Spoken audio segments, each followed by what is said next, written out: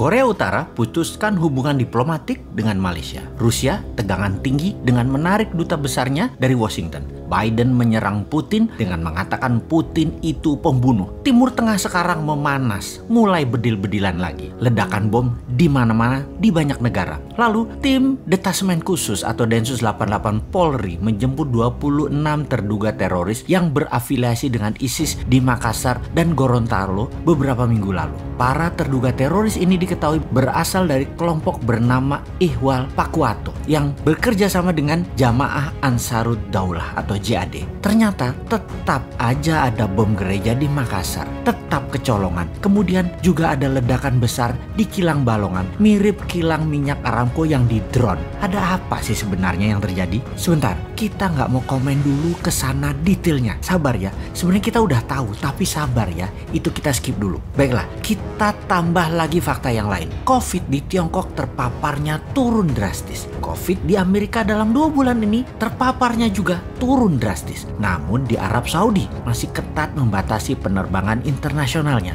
Masih selected karena COVID merajalela lagi. Bahkan di Tanzania lockdown. Negara Eropa Barat seperti Spanyol, Inggris, Perancis, Italia masih juga selected international visitor karena masih pandemik. Jenis baru lagi pandemiknya. Banyak di negara besar dan negara penting di dunia ini ternyata COVID belum bisa turun drastis di sana. Sehingga efek perlambatan ekonomi menjadikan mendung ekonomi di Eropa, di Afrika, di Asia. Pastinya di dunia di tahun 2021 ini mendung ekonominya. Bagaimana kita melihatnya hal ini yang lama kita sudah mengatakan dalam analisa Sontoloyo ala Bosman itu. Ketika globalis di belakang Biden CS Partai Demokrat Amerika, maka globalis menguasai 2 negara besar, Tiongkok dan Amerika. Keduanya diadu adalah Tiongkok CS yaitu One Belt One Road versus High Road-nya Amerika CS. Kemudian dunia dibuat gonjang-ganjing di mana instrumen perang yang terbesar adalah perang militer, yang terkecil adalah perang sel atau biasa disebut Terrorist Act mulai dipakai lagi.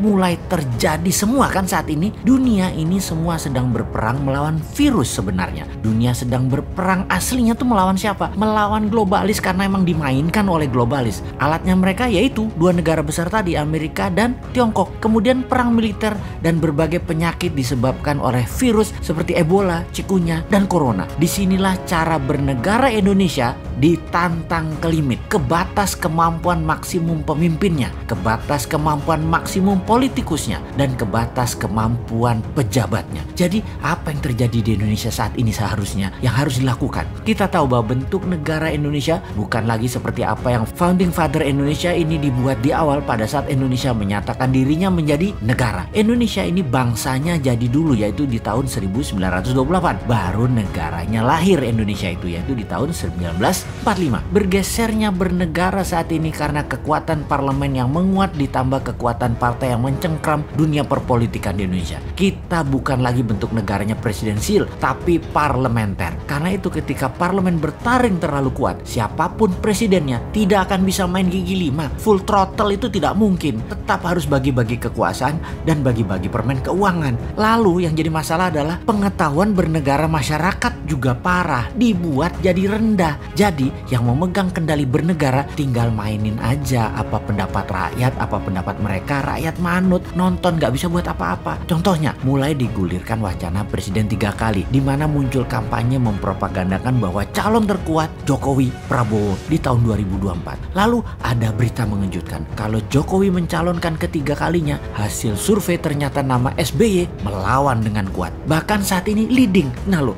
bingung gak tuh kaum old mind? Kalian ini gak pernah selesai berdrama ya. Lalu kaum new mind bagaimana? Diam aja sih saat ini. Incumbent dan oposisi menari-nari seakan-akan bisa membuat Indonesia berdaulat. Ternyata sulit juga ya. Banyak orang yang nggak tahu kalau saat ini Indonesia dipengaruhi Tiongkok dan IMF secara absolut. Banyak yang nggak sadar dan banyak yang nggak tahu. Paling banyak adalah yang nggak peduli. Begini deh, kan 3 kali presiden menjabat masih wacana. Bagaimana kalau kita tambahkan wacana lagi, yang lain lagi? Ini kalau old mind punya nyali dan old mind punya kesadaran bernegara, yaitu cinta rakyat. Saat ini old mind berkuasa 100% di parlemen dan di pemerintahan. New mind di pinggiran, tak bertaring, tak berkuasa. Namun demi bangsa dan negara, beranikah sistem bernegara kita Indonesia tercinta ini untuk pilpres nanti lepas threshold 20% suara parlemen untuk calon presiden bisa dicalonkan. Suara 5% saja dan boleh mengajukan sepasang. Jadi banyak partai tidak harus berkoalisi. Terbukti 4 kali pilpres gabungan partai-partai calon presiden dan wakilnya tidak pernah terlalu cantik pasangan keduanya setelah menjabat. Jadi bagaikan pasangan nikah tanpa cinta. Ya sudah, sekarang kita usulkan suara parlemen turunkan dari 20% ke 5% untuk ambang batas calon presiden dan langsung bisa mengajukan sepasang. Syarat berikutnya, total pasangan calon tidak boleh 7 pasang dengan menghitung suara parlemen dari suara terbanyak. Jadi apa yang terjadi? Misalnya pasangan PDIP dan Gerindra, Pak Jokowi dan Pak Prabowo, itu sudah 30% suara parlemen. Tapi masing-masing ternyata kreatif. Masing-masing mencalonkan diri sendiri. PDIP mencalonkan Ganjar dan Puan. Gerindra mencalonkan Pak Prabowo dan Pak Sandi Uno. Kemudian Golkar mencalonkan Erlangga dan Tito. Golkar bisa calonkan sendiri tentunya. Partai Demokrat Perjuangan mencalonkan SBY dan AHY. Demokrat KLB mencalonkan Muldoko dengan Ahok. Nasdem Pak Surya Paloh dengan Ridwan Kamil. PKS Anies dengan Habib Rizik. PKB Caimin dengan Deddy Corbuzier. PAN P3 mencalonkan Gatot dan Din Samsudin. Siapapun itu silahkan bertanding. Mainnya nanti 2 babak jika tidak ada pemenang yang mendapatkan suara 50% plus 1 suara. Jadi tanding ulang 2 yang teratas. Dengan demikian peluang putra bangsa terbaik untuk bisa membangun bangsa negara menjadi terbuka lebar. Lalu kita dengan santainya bertanya, maaf, itu semua calon tadi rasanya old main semua deh. Yang new main mana? Oh ada, bagaimana kalau Pak Jokowi 3 kali wakilnya si Sontoloyo ini? Piye Pak? Cocok iki kombinasinya.